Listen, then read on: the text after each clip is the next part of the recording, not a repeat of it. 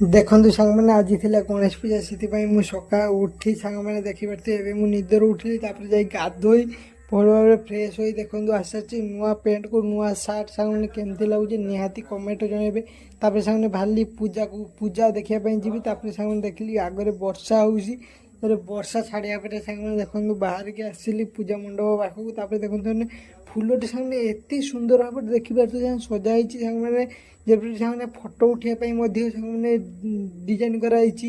ଯେପରି ସାଙ୍ଗମାନେ ବାହାଘର ପ୍ରସେସନରେ ଯେପରି ସାଙ୍ଗମାନେ ହୋଇଥାଏ ବାହାଘର ମଣ୍ଡପ ପାଖରେ, ସେହିପରି ଭାବରେ ଏ ସାଇଡ଼୍ରେ ମଧ୍ୟ ଦେଖନ୍ତୁ ଫଟୋ ଉଠାଇବା ପାଇଁ ସାଙ୍ଗମାନେ ଡିଜାଇନ୍ ମଧ୍ୟ କରାଯାଇଛି। ତାପରେ ସାଙ୍ଗମାନେ ଆଗରେ ଦେଖିପାରୁଥିବେ ଗୋଟେ ମୁରୁଜରେ ମଧ୍ୟ ଏକ ଗଣେଶ ମଧ୍ୟ କରାଯାଇଥିଲା। ତାପରେ ସାଙ୍ଗମାନେ ଡେକୋରେସନ୍ ମଧ୍ୟ ଆମର କାମ ସରିନଥିଲା, ଭିତର ପଟେ ଦେଖିପାରୁଥିବେ ଡେକୋରେସନ୍ ଚାଲିଛି। ତାପରେ ସାଙ୍ଗମାନେ ମୁଁ ଭିତରକୁ ସାଙ୍ଗମାନେ ଠାକୁର ଦେଖିବା ପାଇଁ ସାଙ୍ଗମାନେ ଦେଖନ୍ତୁ ପଶି ଆସିଥିଲି ଦେଖିପାରୁଥିବେ ସାଙ୍ଗମାନେ ଏତେ ବୟ ପର୍ଯ୍ୟନ୍ତ ଦେଖିପାରୁଥିବେ କେହି ନାହାନ୍ତି।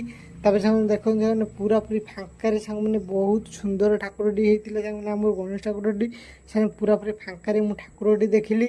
ଦେଖି ସାଙ୍ଗମାନେ ରୁମ୍କୁ ପଳେଇ ଯାଇଥିଲି। ତାପରେ ସାଙ୍ଗମାନେ ରୁମ୍ରୁ ଆସିଲା ବେଳକୁ ଦେଖିପାରୁଥିବେ ସାଙ୍ଗମାନେ ଏଠାରେ ମୋର କିଛି ସାଙ୍ଗମାନେ ମଧ୍ୟ ଆଗୁଆ ଆସି ଦେଖିପାରୁଥିବେ ଠିଆ ହୋଇସାରିଲେଣି ସାଙ୍ଗମାନେ, କାରଣ ଆମର ବର୍ତ୍ତମାନ ପୁଷ୍ପାଞ୍ଜଳି ଦେବା ସମୟ ହୋଇସାରିଲାଣି। ତେଣୁ ସାଙ୍ଗମାନେ ଏବେ ପୂଜା ସରିଲେ ଆମେ ପୁଷ୍ପାଞ୍ଜଳି ଦେବା, ସେଥିପାଇଁ ଆମେ ଅପେକ୍ଷା କରିଥିଲୁ। ତାପରେ ସାଙ୍ଗମାନେ ଆମେ ଏଠି ପୁଷ୍ପାଞ୍ଜଳି ଦେବା ପାଇଁ ଦେଖିପାରୁଥିବେ ମାନେ ସାଙ୍ଗମାନେ ଠିଆ ହୋଇଥିଲେ ସେମାନେ ପୁଷ୍ପାଞ୍ଜଳି ଦେବା ପାଇଁ। ତାପରେ ସେମାନେ ପୁଷ୍ପାଞ୍ଜଳି ଆମେ ଦେଇସାରି ସେମାନେ ଠାକୁରକୁ ଏଠି ଭଲ ଭାବରେ ସାଙ୍ଗମାନେ ଜୁହାର ହୋଇଥିଲେ। ସାଙ୍ଗମାନେ ଠାକୁରଟି ଦେଖନ୍ତୁ ସାଙ୍ଗମାନେ କିପରି ଭାବରେ ଦେଖନ୍ତୁ ଦୁଶୁଛି। ତାପରେ ସାଙ୍ଗମାନେ ନନା ଆମକୁ ଦେଇଥିଲେ ଏକ ଦୌଡ଼ି ବାନ୍ଧିବା ପାଇଁ ହାତରେ, ଦେଖିପାରୁଛି ସାଙ୍ଗମାନେ ମୁଁ ଏବେ ବାନ୍ଧି ସାରିଛି। ତାପରେ ମୋର କିଛି ସାଙ୍ଗମାନେ ବାନ୍ଧୁଛନ୍ତି।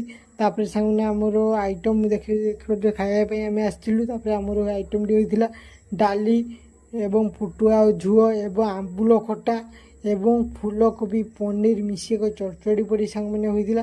ଯାହାକି ସାଙ୍ଗମାନେ ଏତେ ସୁନ୍ଦର ଭାବରେ ସାଙ୍ଗମାନେ ରନ୍ଧା ହେଇଥିଲା ସାଙ୍ଗମାନେ ଆପଣମାନଙ୍କୁ ବର୍ଣ୍ଣନା କରି ମଧ୍ୟ କହିପାରିବିନି। ବହୁତ ସୁନ୍ଦର ସାଙ୍ଗମାନେ ଟେଷ୍ଟ ସାଙ୍ଗମାନେ ହେଇଥିଲା ସାଙ୍ଗମାନେ। ତେଣୁ ଆଜିକାର ଭିଡ଼ିଓଟି ସାଙ୍ଗମାନେ କେମିତି ଲାଗିଲା ନିହାତି ସାଙ୍ଗମାନେ କମେଣ୍ଟରେ ଜଣାଇବେ ଏବଂ ମୋ ଚ୍ୟାନେଲକୁ ଲାଇକ୍ କରିବେ, କମେଣ୍ଟ କରିବେ ଏବଂ ସବସ୍କ୍ରାଇବ୍ କରିବା ଜମାରୁ ଭୁଲିବେନି।